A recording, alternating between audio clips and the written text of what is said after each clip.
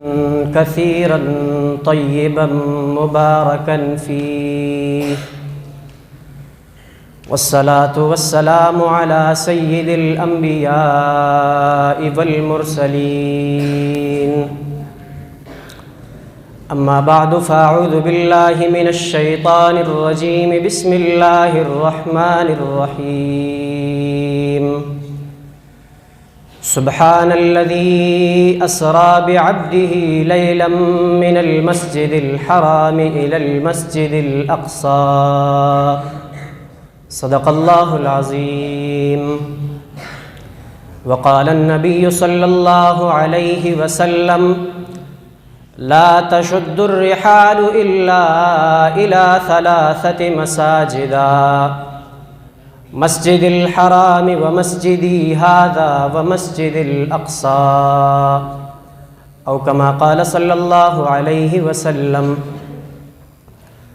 محترم اساتذہ کرام، منصفین عظام اور میرے ہم سفر ہم مکتب عزیز طالب علم ساتھیوں، آج میں آپ حضرات کے سامنے جس موضوع پر لب کشائی کرنے کی جسارت کرنا چاہتا ہوں وہ ہے تاریخ ارض مقدس اور یہودی سازشیں.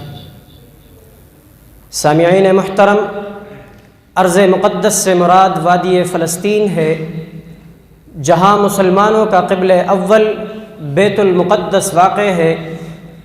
یہ اس علاقے کا نام ہے جو مصر اور لبنان کے درمیان واقع ہے. یہ یہودیوں، عیسائیوں اور مسلمانوں سب کے ہاں مقدس مقام ہے اور انبیاء کرام علیہم السلام کی سرزمین ہے.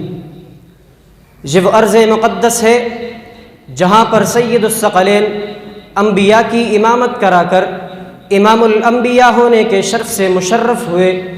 یہ وہ ارض مقدس ہے جسے انبیاء کے مدفن ہونے کا شرف حاصل ہے. یہ وہ ارض مقدس ہے جس کے ارد گرد برکت ہی برکت کا نزول ہے. یہ وہ ارض مقدس ہے جہاں سے پیغمبر آخر الزماں حضرت محمد صلی اللہ علیہ وسلم روح اقدس کے ہمراہ سفر معراج کے لیے پاوے رکاب ہوئے. قرآن وہ نقشہ یوں کھینچتا ہے: سبحان الذی اسری بعبدہ لیلا من المسجد الحرام الی المسجد الاقصی الذی بارکنا حولہ.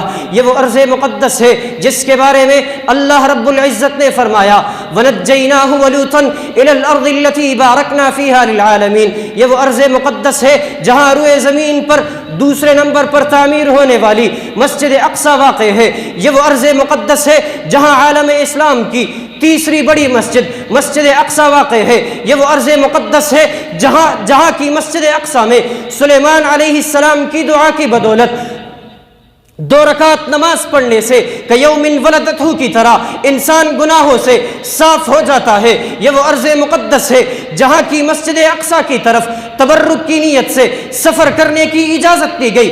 لا تشد الرحال الا الى 3 مساجد: مسجد الحرام ومسجدی ھذا ومسجد الاقصی. یہ وہ ارض مقدس ہے جسے ابراہیم علیہ السلام نے آباد کیا.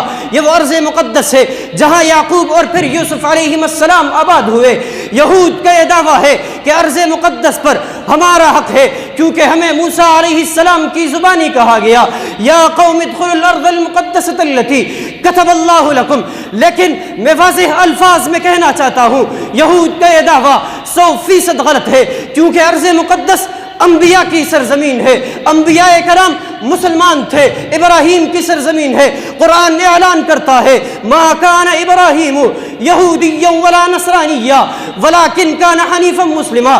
یعقوب اور یوسف کی سرزمین ہے. قرآن نے اعلان کرتا ہے: ووصی بہا ابراہیم بنیہ ویعقوب یا بنی ان اللہ اصطفی لکم الدین فلا تموتن الا وانتم مسلمون. ہاں یہود جب تک مسلمان تھے ارض مقدس پر ان کا حق تھا، لیکن جب قاتل انبیاء بنے وَيَقْتُلُونَ النَّبِيِّينَ بغیر حق، جب میثاق توڑنے والے بنے فَبِمَا نَقْضِهِمْ مِيثَاقَهُمْ لَعَنَّاهُمْ، جب اسلام دشمن بنے لَتَجِدَنَّ أَشَدَّ النَّاسِ عَدَاوَةً لِلَّذِينَ آمَنُوا الْيَهُودَ، تو اب ارض مقدس پر ان کا حق نہیں رہا.